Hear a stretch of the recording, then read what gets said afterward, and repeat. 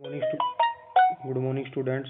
Now, today we will start the chapter 6, second part, life processes. So, in the previous part, we have discussed about the nutrition. So, next part is respiration. So, first, there is a activity that is respiration 6.4, which we have discussed later on. In that activity, is that carbon dioxide is released during the process of respiration. So, this is we will done by the lime water test. So we will discuss it later on. So first we will discuss about the respiration. So what is respiration? In the previous part, in the process of nutrition, we discussed that from the small intestines, that the food which is break down in the simpler form is observed by the villi and that reach to the various cell of the body. So now from that food, our cell has to drive energy. For that process to drive energy from that food which is reached by the blood to the various cell, the process of respiration is needed. So what is the process of respiration? In the process of respiration, the food that reach to the various cell, it used to be break down in the presence of oxygen. Mean जो food nutrition से जो food हमें मिला था उस food को break down करना है, उससे एनर्जी लेने के लिए, और वो एनर्जी किसकी हेल्प से लेंगे? वो एनर्जी लेंगे in the presence of oxygen. Means जो फूड है वो ब्रेक डाउन होगा ऑक्सीजन की प्रेजेंस में। तो फर्स्ट ऑफ ऑल जो हमने फूड लिया था वो एक्चुअल में दैट इज ग्लूकोज। अब जो ग्लूकोज है उसके अंदर होते हैं 6 कार्बन मॉलिक्यूल कि मीन्स जो ग्लूकोज होता है वो C6H12O6। अब उस ग्लूकोज को हमने ब्रेक डाउन करना है, क्लियर, टू गेट एनर्जी, कि उससे हमने एनर्जी लेनी है। तो फर्स्ट ऑफ ऑल जो ग्लूकोज है that is break down in cytoplasm. अब साइटोप्लाज्म क्या है? आपको सबको पता है, सेल होता है, सेल में साइटोप्लाज्म होता है, इसके अंदर सारे के सारे आपके सेल ऑर्गन सस्पेंडेड होते हैं। तो जो ग्लूकोज है सबसे पहले ब्रेक डाउन होगा in the cytoplasm into 3 carbon molecule. मतलब जो ग्लूकोज था वो 6 कार्बन मॉलिक्यूल था, उसको हमने ब्रेक डाउन कर दिया इन द 3 कार्बन मॉलिक्यूल, जिसको हम प्यूरेट कहते हैं। Clear, this process take place in cytoplasm. Further जो प्यूरेट है, जो 3 कार्बन मॉलिक्यूल है, उसको ब्रेक डाउन किया जाएगा। क्लियर, अब उसको ब्रेक डाउन करने के 3 प्रोसेस हम डिस्कस करेंगे। What are the 3 processes? Now यहाँ पे एक डायग्राम दे रखा है बेटा कि जो हमने खाना खाया उस खाने से एनर्जी लेनी है, उस फूड से एनर्जी लेनी है, उस फूड को ब्रेक डाउन करना है with the help of oxygen की। अब ऑक्सीजन की हेल्प से ब्रेक डाउन होगा तब एनर्जी आपको मैक्सिमम मिलेगी। मीन्स अगर ऑक्सीजन की प्रेजेंस से ब्रेक डाउन होगा तो एनर्जी मैक्सिमम होगी। जब ऑक्सीजन कम होगी या ऑक्सीजन नहीं होगी तब उस केस में आपको एनर्जी जो रिलीज होगी वो कम रिलीज होगी। तो now there is a diagram, उसको समझना। सब फर्स्ट ऑफ ऑल यहाँ पे 6 कार्बन मॉलिक्यूल जिसको हम ग्लूकोज कहते हैं। So it break down in cytoplasm. जो हमने खाना खाया वो साइटोप्लाज्म में गया सेल के, वहां पे उसको ब्रेक किया गया 3 कार्बन मॉलिक्यूल। वो 3 कार्बन मॉलिक्यूल मतलब प्यूरेट था और प्लस वहां पे एनर्जी रिलीज हुई। अब उस 3 कार्बन मॉलिक्यूल को आगे 3 पाथवे हैं ब्रेक डाउन करने के। फर्स्ट यहाँ पे है इन दी प्रेजेंस, फिर दूसरा है इन दी एब्सेंस और तीसरा है इन दी लैक। अब जो सबसे नीचे है प्रेजेंस ऑफ ऑक्सीजन, तो आपको पता हमने पढ़ा था क्लास 9th के अंदर कि mitochondria is the energy house of the cell, कि वहां से एनर्जी रिलीज होती है।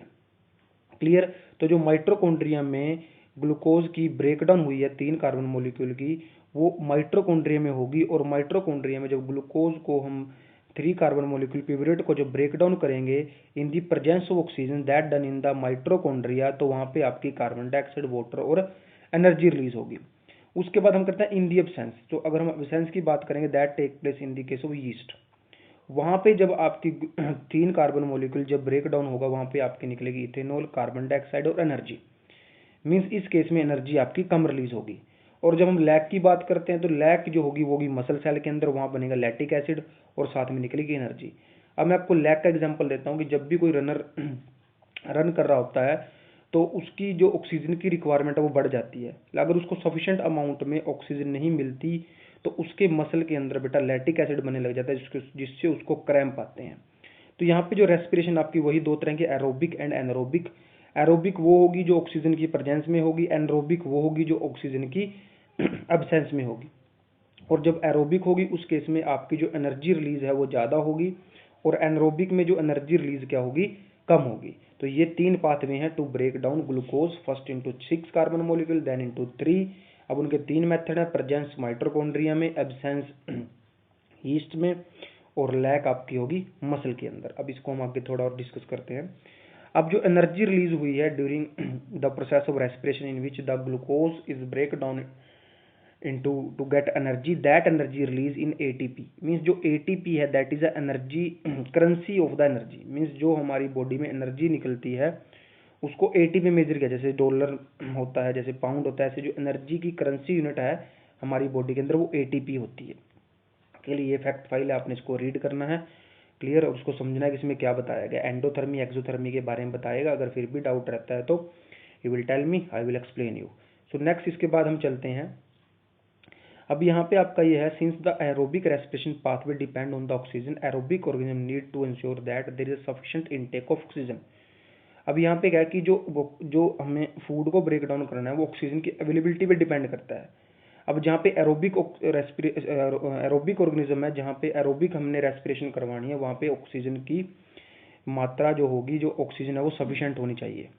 We have seen that the plant exchange gases through stomata, की जो प्लांट होते हैं वो एक्सचेंज करते हैं गैसेज स्टोमेटा के थ्रू, और उनके जो सेल हैं वो डायरेक्टली कॉन्टैक्ट होते हैं एयर के साथ। अब जो carbon dioxide oxygen are exchange by the diffusion, और जो कार्बन डाइऑक्साइड ऑक्सीजन है वो डिफ्यूजन के थ्रू एक्सचेंज होती है, लेकिन they can go into cell and away from the them and out of the air. The direction of diffusion depend upon the environmental condition, की जो डिफ्यूजन है वो इन्वायरमेंटल कंडीशन पे डिपेंड करता है। The requirement of the plant, एक तो environmental condition भी डिपेंड करता है और दूसरा डिपेंड करता है रिक्वायरमेंट प्लांट की। अब एट नाइट फोटोसिंथेसिस नहीं होगा, जो कार्बन डाइऑक्साइड की रिक्वायरमेंट है वो कम होगी, क्लियर। लेकिन जो ड्यूरिंग द डे है वहाँ पे जो प्रोसेस होगा आपका फोटोसिंथेसिस होगा, तो वहाँ पे जो कार्बन डाइऑक्साइड की रिक्वायरमेंट ज़्यादा होगी। इसका मतलब ये है कि रात के टाइम क्या होगा कि जो प्लांट आपके हैं वो कार्बन डाइऑक्साइड रिलीज करेंगे इंस्टेड ऑफ ऑक्सीजन, क्योंकि दिन के टाइम में फोटोसिंथेसिस तो उनको कार्बन डाइऑक्साइड चाहिए। अब यहाँ पे पॉइंट सिंपल आता है कि in the day time the plant release oxygen but at the night they release carbon dioxide. अब नेक्स्ट आपका यहाँ पे है, the animal we have evolve different organ for the uptake of oxygen from the environment for getting rid of the carbon dioxide. अब ये कहता है कि जो डिफरेंट एनिमल, उन्होंने डिफरेंट इनटेक ऑक्सीजन के मेथड है उनके, कि उन्होंने कार्बन डाइऑक्साइड को बॉडी से बाहर निकालना है और ऑक्सीजन को लेना है। अब यहाँ पहले बताया ट्रेशियल एनिमल। ट्रेशियल एनिमल बेटा वो जो लैंड पे रहते हैं। अब terrestrial animal can breathe the oxygen in the environment and but animal that live in water need to use oxygen dissolve in water. अब जो एनिमल पानी के अंदर रहते हैं that need to be use oxygen dissolve in water, और जो terrestrial animal होते हैं that use oxygen available in the environment. After that next paragraph, since the amount of oxygen, अब जो ऑक्सीजन डिजोल्व है इन वाटर के अंदर वो बहुत कम है as compare to oxygen available in atmosphere. अब एटमोसफेयर के अंदर हम कहते हैं 21% ऑक्सीजन है, on the other hand only 1% of oxygen is dissolve in water.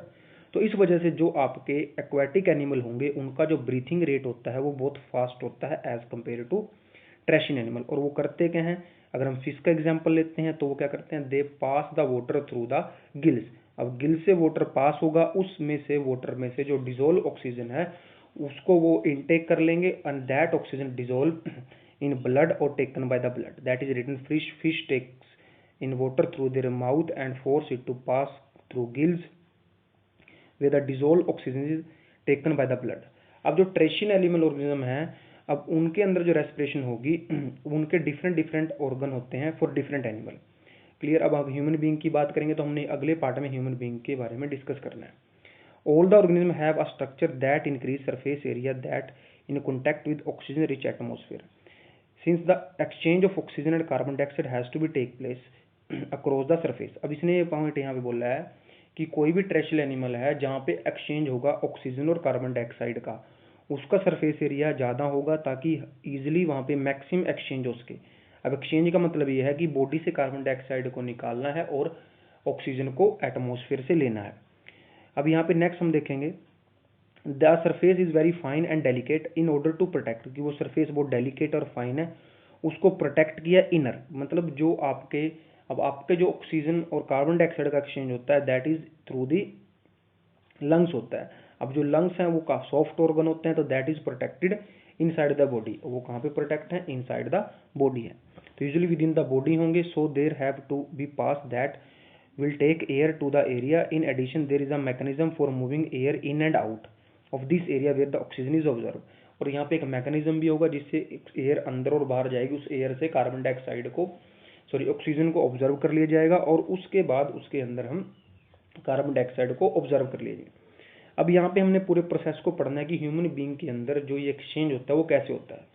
तो फर्स्ट ऑफ ऑल क्या होता है बेटा, air is taken into the body through the nostrils, की जो एयर है वो नोस्ट्रिल के थ्रू आपकी ली जाएगी। The air passes through the nostril is filtered by the fine hair that line in the passage. अब जो सबसे पहले जो एयर आएगी वो आपके नाक से पास होगी। नाक में क्या होंगे, फाइन हेयर होंगे जिससे एयर को फिल्टर किया जाएगा। The passage also lined with a mucus which help in this process. और आपके जो नोज होगा उसके अंदर म्यूकस भी होता है, म्यूकस मतलब फ्लूइड होता है जो हेल्प करता है फिल्टर करने को एयर में। अब वहां से जो एयर होगी that go through the throat, फिर आपके गले से होते लंग्स तक पहुंचेगी। लेकिन जो थ्रोट होता है बेटा, there is a ring of cartilage present in the throat, की जो रिंग ऑफ कार्टिलेज है वो प्रेजेंट होती है किसके अंदर, थ्रोट के अंदर। अब ये रिंग ऑफ कार्टिलेज का काम क्या है, रिंग ऑफ कार्टिलेज का काम बेटा ये है कि ये बचाती है कि एयर पैसेज जो है वो कोलैप्स ना हो। मतलब जिस विंड पाइप से विंड या एयर आपकी बॉडी के अंदर इन आउट हो रही है वो कोलैप्स ना हो। कोलैप्स मतलब अब जैसे हमने देखा हो कि व्हेन यू, कई बार हम जब कोल्ड ड्रिंक को स्ट्रॉ के साथ पीते हैं तो जब उसको हम सक करते हैं तो बेटा वो जो स्ट्रॉ होती है वो आपकी चिपक जाती है। इसका मतलब सिमिलरली हमारी भी ऐसे ही प्रोसेस है, जो हमारी विंड पाइप है जब उसमें से एयर पास हो कि वो कोलैप्स ना हो, तो जो आपकी थ्रोट के अंदर जो कार्टिलेज है वो इंश्योर करती है कि जो एयर पैसेज है वो कोलैप्स ना हो। उसके बाद अब यहाँ पे आपका स्ट्रक्चर देख रहे हो आप कि फुली ह्यूमन रेस्पिरेशन आपको यहाँ पे दिखाया गया है। नोस्ट्रियल है, उसके बाद थ्रोट है, लार्नेक्स है, उसके बाद आपके ट्रैकिया, रिंग ऑफ कार्टिलेज आ गया, फिर लंग्स आ गए, that lungs are protected into ribs, फिर यहाँ पे ब्रोंची है, एल्वेओली सैक है, डायफ्रैगम है। तो ये सारे आपके, और यहाँ पे रेस्पिरेटरी ब्रोंचियल्स और एल्वोली यहाँ पे लिखा हुआ है, इसको हम आगे थोड़ा डिस्कस करेंगे व्हाट आर एल्वोलीज। अब नेक्स्ट हम देखते हैं कि जब एयर आपकी थ्रोट से होती हुई कहाँ पहुँच गई, लंग्स में पहुँच गई। जब एयर आपकी लंग्स में पहुंचती है देन द लंग्स में the passage divide into smaller and smaller tube which finally terminate into balloon like structure which is called alveoli. कि जब आपका ये एयर पैसेज लंग्स में पहुंचता है वो स्मॉलर स्मॉलर ट्यूब में टूट जाता है और एट द एंड वो खत्म होता है एक बैलून लाइक स्ट्रक्चर में जिसको एल्वोली कहते हैं। The alveoli provide a surface where the exchange of gases can take place. कह रहा है जो एल्वोली हैं वो आपकी सरफेस प्रोवाइड करती हैं ताकि वहां पे एक्सचेंज ऑफ गैसेस का। तो for the information that in each lung there about 300 million alveoli, कि हर एक लंग में 300 मिलियन एल्वोली हैं near about area of 80 metre square. कि इतनी ज़्यादा एल्वोली आपके लंग्स में होती हैं कि वहाँ पे मैक्सिमम एक्सचेंज हो सके गैस का। अब यहाँ पे इसमें एक पॉइंट और लिखा होगा क्या है, the wall of the alveoli contain N intensive network blood vessel. की जो एल्वोली की वॉल होंगी उनके वहाँ पे है इंटेंसिव नेटवर्क ब्लड वेसल, क्योंकि जो ब्लड है उसमें ही ऑक्सीजन को डिजोल्व होना है और उसमें से ही कार्बन डाइऑक्साइड को रिमूव करना है। Clear. As we have seen our diaphragm the chest cavity become larger as a result because of this air is sucked into the lung. कह रहा है जब हम सांस लेते हैं तो आपका जो डायफ्रैगम है वो फ्लैट हो जाता है, जो रिब्स हैं आपकी वो ऊपर आ जाते हैं और चेस्ट कैविटी जो है वो एक्सपेंड हो जाती है। The blood bring carbon dioxide from the rest of the body. Clear. और जो आपका ब्लड है वो पूरी बॉडी से कार्बन डाइऑक्साइड लेके आ जाता है for release into the alveoli, की एल्वोली में रिलीज करने के लिए। The oxygen in the alveolar air is taken up by the blood in the alveolar blood vessels to transport all cell of the body। Means पूरी body से जो blood है वो एल्वोली में आता है, उसके अंदर होती है कार्बन डाइऑक्साइड, उसमें से कार्बन डाइऑक्साइड को रिमूव कर दिया जाता है और उस ब्लड के अंदर फिर ऑक्सीजन को ऐड कर दिया जाता है। Oxygen is observe and carbon dioxide is remove. लेकिन इसका मतलब ये नहीं है कि हर बार आपके जो लंग्स होते हैं पूरी तरह खाली हो जाते हैं। मीन्स कुछ रेजिडुअल अमाउंट ऑफ वॉल्यूम आपकी ब्लड के अंदर, आपके लंग्स के अंदर प्रेजेंट रहती है ताकि आपका जो एक्सचेंज है वो 24 आवर चलता रहे, सफिशिएंट अमाउंट में चलता रहे। मीन्स कभी भी ये नहीं होगा कि एकदम से पूरे लंग खाली हो जाते हैं। Means some amount of air is always present in the lungs. अब यहाँ पे हमने देखा है कि when the body size of animal large the diffusion pressure also cannot take care of the oxygen delivered to all part of the body. Instead respiratory pigment take up the oxygen from the air in the lungs and carry to the tissue. अब यहाँ पे बोला गया है कि जो अगर organism बड़े हो गए हैं वहाँ पे डिफ्यूजन सफिशिएंट नहीं है।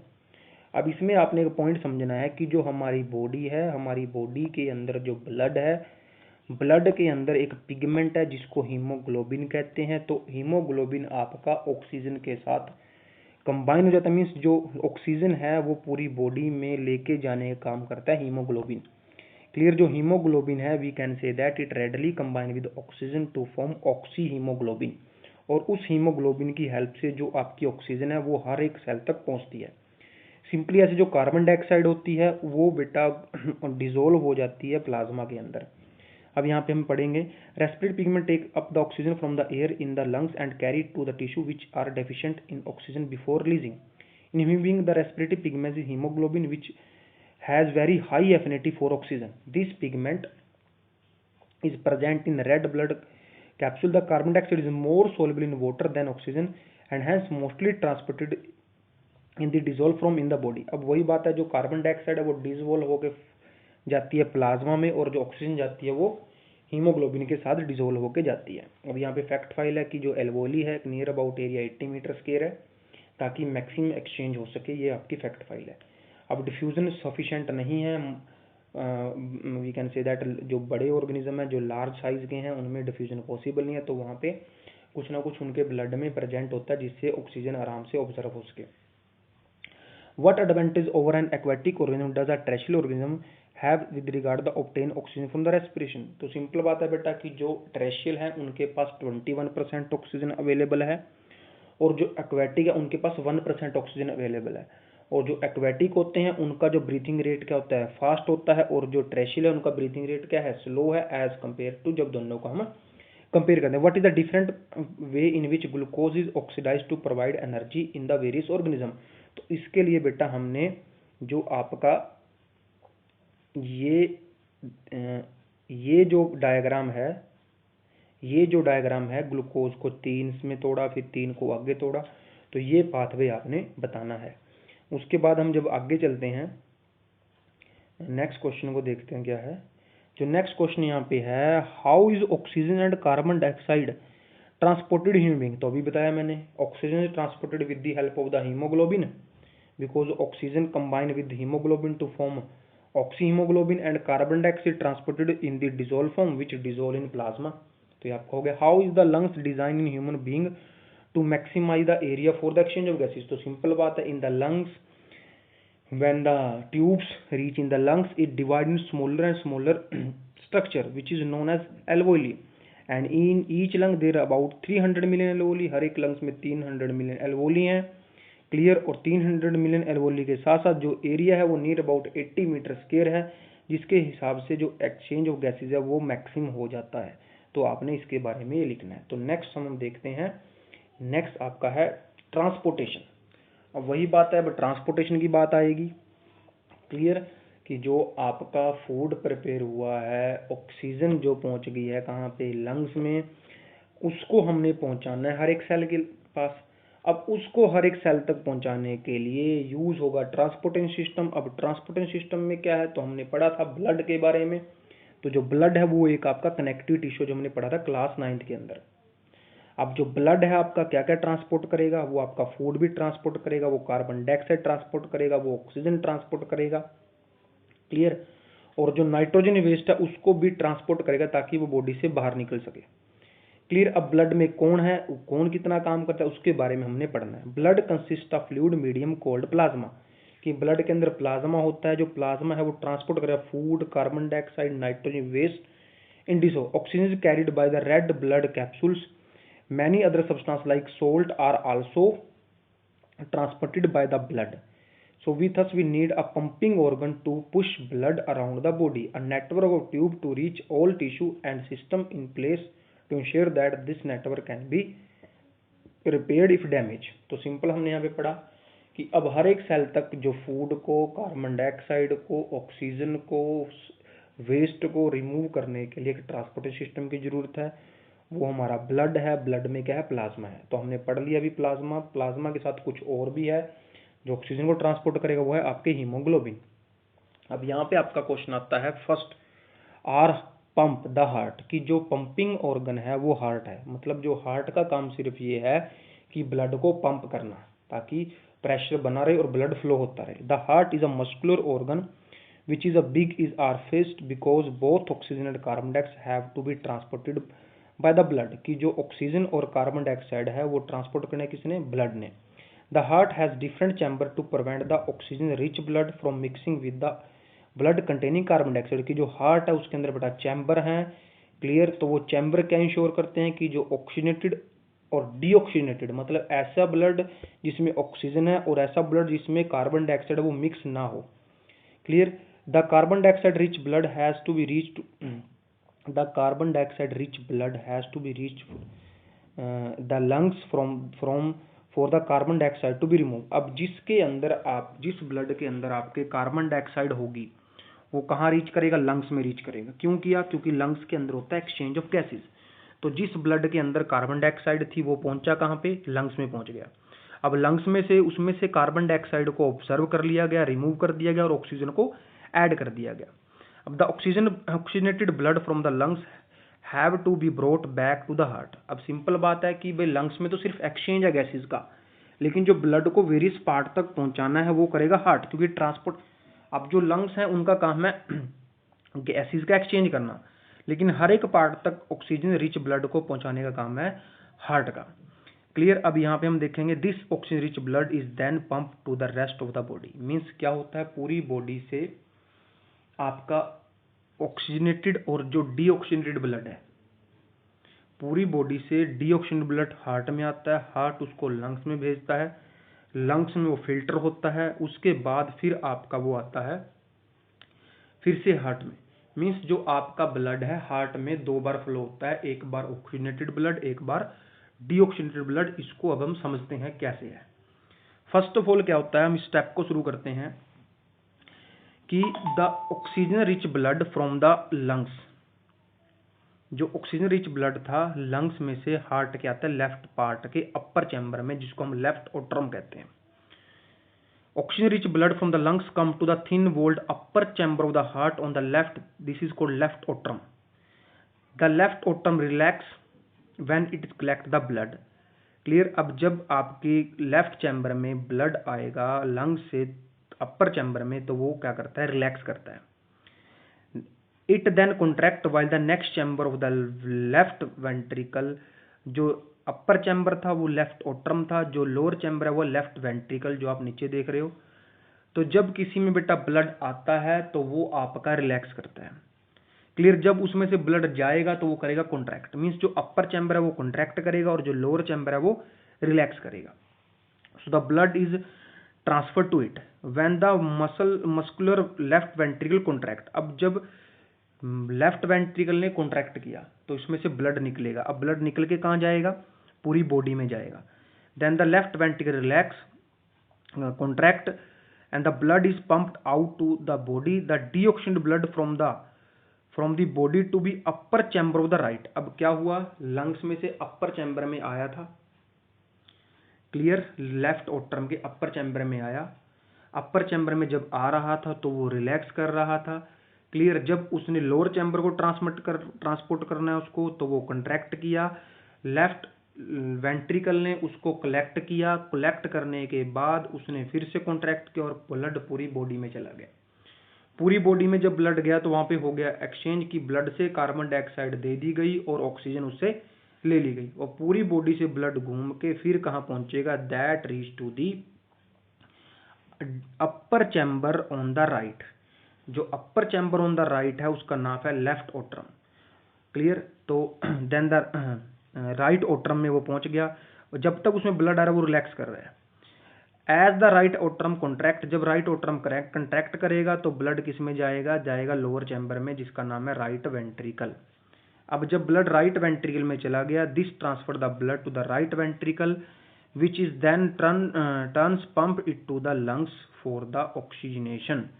Since ventricle have to pump blood into various organ, so they have a thick muscle walls than the artery. The walls ensure that blood does not flow backward when artery or ventricles contract. अब जो आपकी blood vessel होती हैं उनके अंदर walls होते हैं ताकि ब्लड आपका एक ही डायरेक्शन में फ्लो होता रहे। इसको हम समझते हैं क्या है कि जब हार्ट से ब्लड निकलेगा तो बेटा वो हाई प्रेशर पे होगा, तो पीछे से अगर उसको कोई पंप कर रहा है तो ब्लड बैकवर्ड डायरेक्शन में फ्लो नहीं कर सकता। लेकिन जो ब्लड आपका हार्ट में पहुंचेगा तो वो लो प्रेशर पे होगा, तो वो बेटा बैकवर्ड फ्लो हो सकता है। इसलिए आपके जो डीऑक्सीनेटेड ब्लड है जिस पाथ से वो जाएगा वहां पे वॉल्व्स होते हैं ताकि आपका ब्लड बैकवर्ड फ्लो ना करे। तो यहाँ पे एक डायग्राम आपको दिखाई दे रहा है क्लियर। तो जो रेड वाला है वो सारा ब्लड बेटा आपका ऑक्सीजनेटेड ब्लड है, और जहाँ पे आपको ब्लू दिखाई दे रहा है वो आपका डीऑक्सीजनेटेड ब्लड है। इसको मैं आपको एक्सप्लेन करूंगा क्या है यहाँ पे। सबसे पहले अगर इसको हम देखते हैं कि जो बेटा ब्लड है लंग से आया, क्लियर। अब जो लंग से ब्लड आएगा, क्योंकि लंग्स में कोई पंपिंग ऑर्गन नहीं है, तो वो होगा लो प्रेशर पे, क्लियर। तो लो प्रेशर पे जो होगा that is carry by the veins, clear. हम आगे पढ़ेंगे वेन्स और आर्टरी के बारे में कि जो आर्टरी होती हैं दैट इज थिक वॉल होती हैं, जो वेन होती हैं वो थिन वॉल होती हैं। तो जो वेन्स, जो आपकी वेन्स ब्लड को लंग से हार्ट तक कैरी करेंगे उनको कहते हैं पल्मोनरी वेन्स। तो ब्लड आपका आ गया लेफ्ट चैम्बर के अपर पार्ट के अंदर। तो जब तक अपर पार्ट आपका ब्लड को कलेक्ट करेगा तो वो रिलैक्स करेगा, लेकिन जब उसने लोअर चैम्बर को ब्लड को ट्रांसमिट करना है या ट्रांसपोर्ट करना है तब वो कॉन्ट्रैक्ट करेगा। तो जब अपर चैम्बर कॉन्ट्रैक्ट करेगा तो जो लोअर चैम्बर है वो रिलैक्स करेगा और ब्लड को कलेक्ट कर लेगा। उसके बाद लोअर चैम्बर आपका कॉन्ट्रैक्ट करेगा और आपका ब्लड हार्ट से निकल के पूरी बॉडी में जाएगा, और जो होगा हाई प्रेशर पे। तो हाई प्रेशर के लिए जो ब्लड वेसल होंगी वो आर्टरीज होंगी, क्योंकि जो आर्टरी होते हैं थिक वॉल। तो ब्लड आपका पूरी बॉडी में गया, पूरी बॉडी में घूमा, तो उसने पूरी बॉडी के सेल को ऑक्सीजन दी और बदले में उनसे कार्बन डाइऑक्साइड ली, क्लियर। उस कार्बन डाइऑक्साइड वाले ब्लड को अब हार्ट में रीच करना है, लेकिन वो ब्लड अब हार्ट से होता नहीं आ रहा, वो डिफरेंट आपके सेल से आ रहा है। तो वो लो प्रेशर पे होगा, तो वो अगर लो प्रेशर पे है तो वो बैकवर्ड मूव कर सकता है। तो जो रास्ते में आपकी जो वेन्स होती हैं, अब जो लो प्रेशर ब्लड है उसको वेन कैरी करेगी, तो उनके बीच में वाल्व्स होते हैं ताकि आपके जो ब्लड है वो बैकवर्ड डायरेक्शन में मूव ना करे।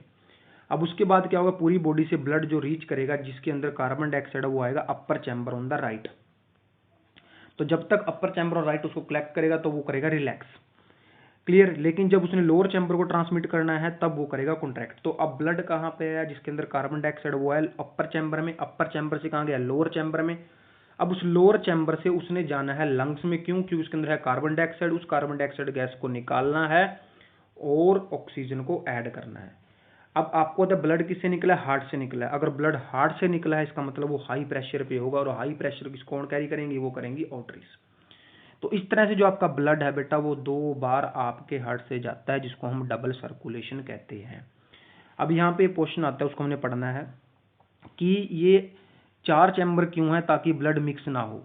तो जितने भी आपके वार्म ब्लड एनिमल होते हैं जैसे ह्यूमन बीइंग हो गए या मैमल्स हो गए, उनको अपने बॉडी टेम्परेचर को मेंटेन करने के लिए एनर्जी चाहिए, क्लियर। अभी हमने पढ़ा है कि अगर ब्लड के अंदर कार्बन डाइऑक्साइड भी है ऑक्सीजन भी है, तो ऑक्सीजन सफिशिएंट अमाउंट में नहीं है, तो वहाँ पे एरोबिक रेस्पिरेशन नहीं होगी। अगर एरोबिक रेस्पिरेशन नहीं होगी तो इतनी ज़्यादा एनर्जी नहीं मिलेगी।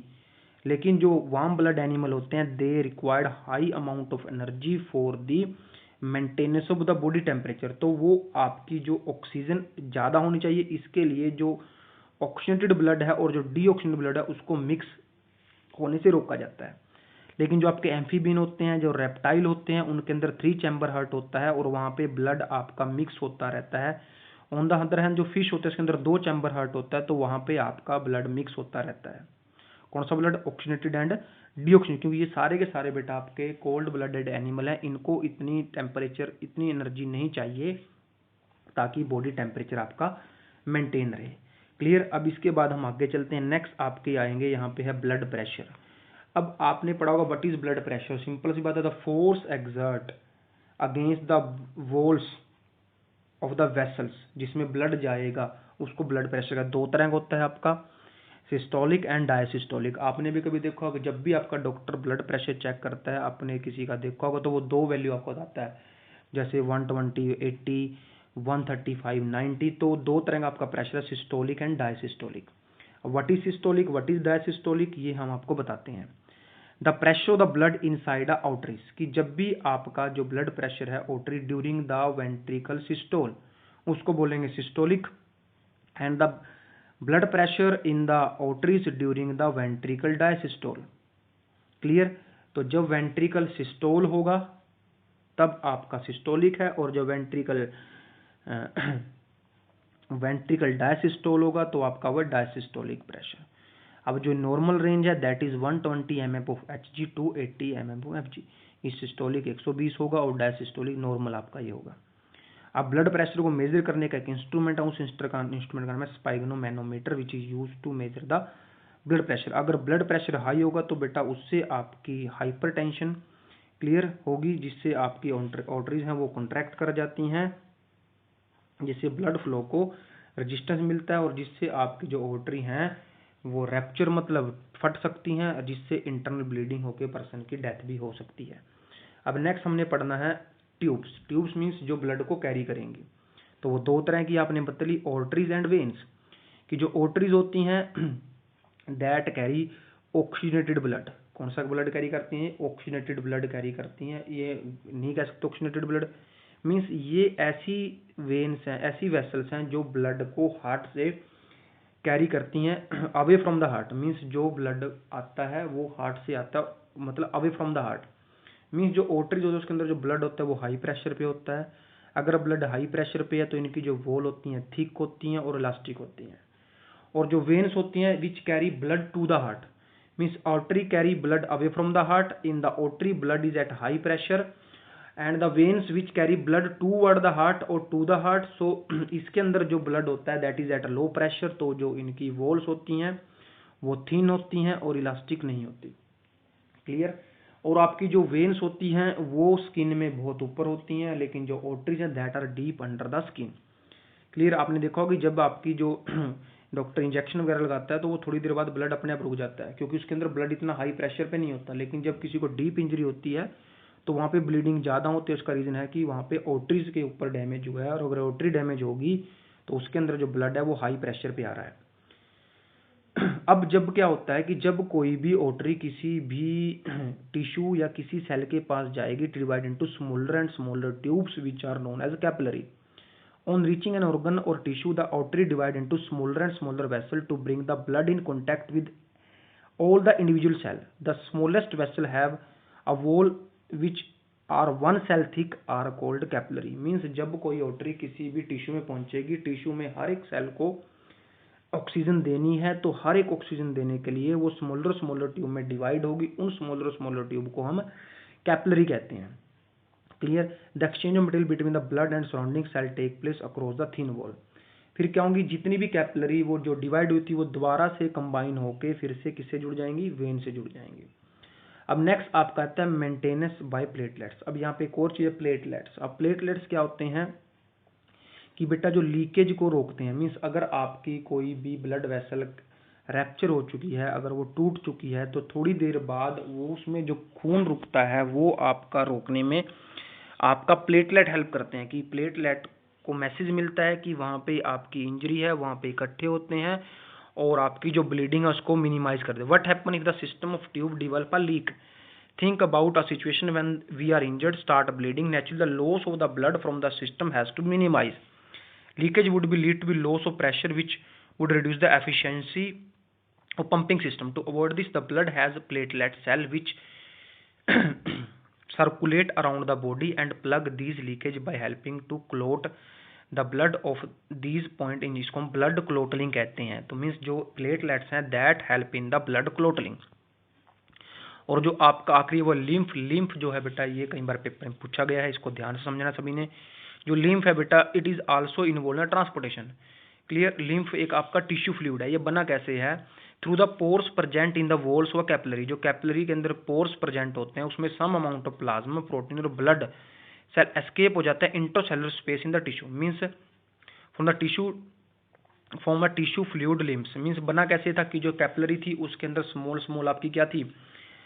पोर्स से उसमें से प्लाज्मा निकला, प्रोटीन निकला और वो ट्रैप हो गया इंटरसेलुलर स्पेस में और नया फ्लूइड बन गया।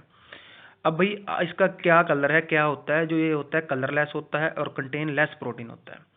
Clear, similar to plasma of the blood. अब इसका काम क्या है भाई, इसका जो काम है इसको हम पढ़ेंगे आखिरी लाइन के अंदर। Clear, lymphs drain into the lymphatic capillary from the intercellular space which join to form large lymph vessel that finally open into large veins. ये जरूरी नहीं है, ये अपने lymphs carry digested and observe fat from intestine and drain excessive fluid from extra cellular space back to the blood.